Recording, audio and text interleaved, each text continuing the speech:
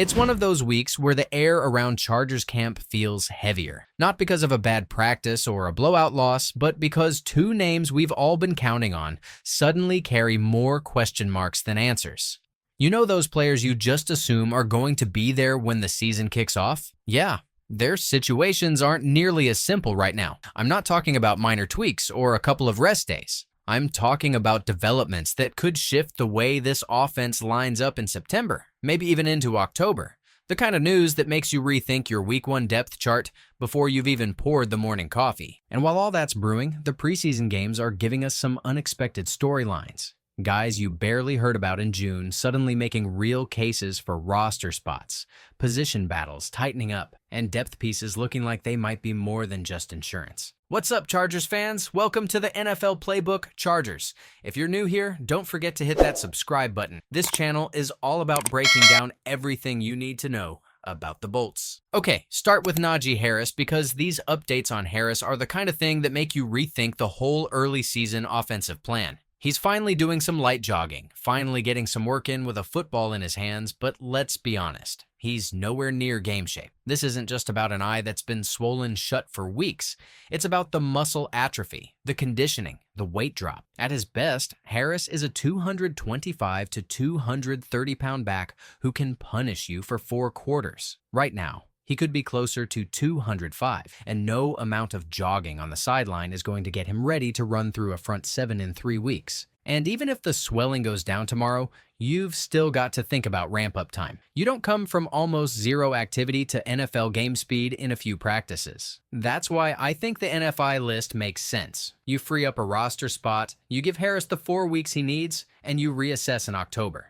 Best case scenario, he's back week 5 looking like himself. Worst case, you avoid forcing him into action half ready and risking something worse. Okay, now let's discuss Mekhi Becton. His situation is different but still concerning. We're at the 2-week mark since he last practiced. Coaches are calling it abundance of caution. He's in walkthroughs, in meetings, lifting with trainers. But if you've been following his career, you know why this isn't just another day-to-day blip. Big-bodied linemen with a history of knee and ankle issues tend to get dinged up, and Becton is a load when he's right, but you need those reps to get the timing and chemistry down, especially now with Trey Pipkins at right tackle instead of Joe Alt and a center rotation that only just settled. Every missed day is one less snap-building cohesion. If he's back for week 1, great, but I'm bracing for a season where Becton's availability might fluctuate. That means guys like Jamari Salyer and depth pieces we maybe thought would be limited to spot duty are going to be on call. That's the reality when your left tackle depth already took a hit with Rashawn Slater gone for the year. Shifting to the rest of the roster, this preseason has been a showcase for players who were barely on the radar a month ago. Take Marlo Wax. I've been saying it for 2 weeks now. He's not just playing well for an undrafted rookie, he's playing well. Period. In the Hall of Fame game, he flashed physicality. Against the Saints, it was his coverage instincts that stood out. The guy was reading over routes, dropping to the hook, and communicating like a vet. 8 tackles, always around the ball, even picked up a sack by staying disciplined on contain and then closing when the lane opened. If Del'Shawn Phillips stays on the PUP list, I think Wax has played his way into that LB4 conversation. And then there's Tucker Fisk, who gave us one of the cleanest blocking performances you'll see from a tight end in preseason. I don't care if it was 12 snaps, watch the tape and tell me you don't see the difference when he's attached to the tackle. He's hitting the combo block, peeling to the linebacker at exactly the right time, driving defenders off their spot. For a team that's going to lean on multiple tight end sets to support the run game, especially if Becton isn't 100%, Fisk is the kind of do-the-dirty-work guy you need active on game day. The edge rusher depth is another storyline that got more interesting this week.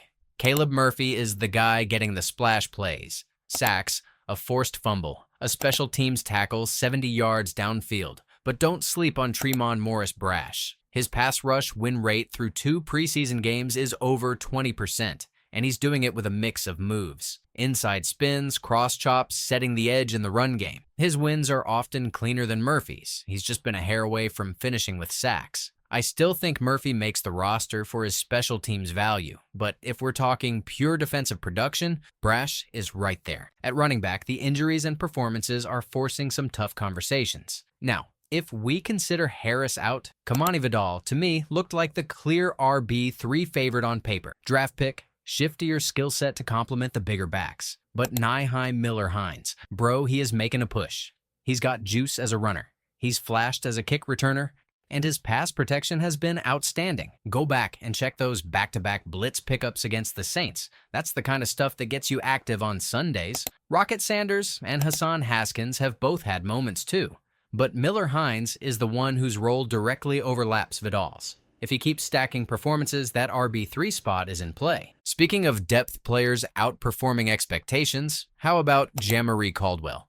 We knew the rookie had the anchor to hold up against double teams, but his quickness off the ball has been a pleasant surprise. Against New Orleans starters, he beat Will Clapp and Trevor Penning to spots they thought they owned. That's Poona Ford, level get-off from a guy listed at over 330. The whole defensive tackle group looks better than it did a month ago. Otito Ogbonnia before his injury, Deshaun Hand, Naquan Jones, even Justin Aboigbe and Scott Matlock have had positive reps. That kind of rotation can keep the starters fresh deep into games. Okay, now let's talk execution and momentum, because preseason or not, you can see patterns forming. When the starters are in, there's a noticeable difference in tempo and command on both sides of the ball. But what's encouraging is that the drop-off hasn't been as steep with the 2s and 3s as it was last year. Guys like Wax, Fisk, and morris-brash are playing with urgency, and that's translating into consistent execution, not just one-off highlights. The offensive line without Becton is obviously a concern,